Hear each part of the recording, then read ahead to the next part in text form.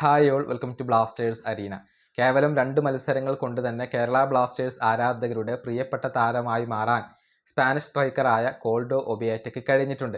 2 മത്സരങ്ങളിൽ നിന്ന് 3 ഗോളുകളാണ് അദ്ദേഹം സ്വന്തമാക്കിയിട്ടുള്ളത്.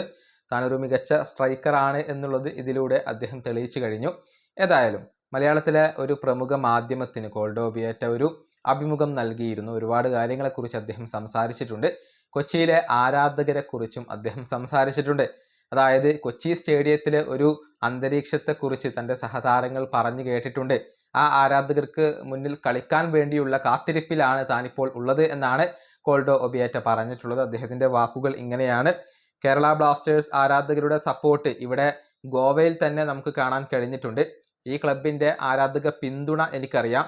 എൻ്റെ സഹതാരങ്ങൾ പറഞ്ഞിട്ടുണ്ട് കൊച്ചി സ്റ്റേഡിയത്തിലെ അന്തരീക്ഷം അത് വളരെ വലുതാണ്, അതല്ലെങ്കിൽ അത്ഭുതകരമാണ് എന്ന്.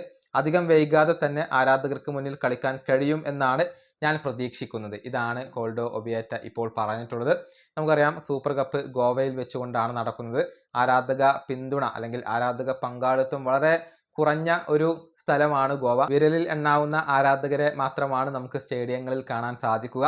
ISL തുടങ്ങിയാൽ മാത്രമാണ് കൊച്ചിയിലേക്ക് മത്സരങ്ങൾ തിരിച്ചെത്തുകയുള്ളൂ. എന്നാൽ ISLൻ്റെ കാര്യത്തിൽ ഇപ്പോഴും ഒരു വ്യക്തത നമുക്ക് ലഭിച്ചിട്ടില്ല. ഈ വീഡിയോ അവസാനിപ്പിക്കുന്നു. അടുത്തൊരു വീഡിയോയുമായി വീണ്ടും കാണാം.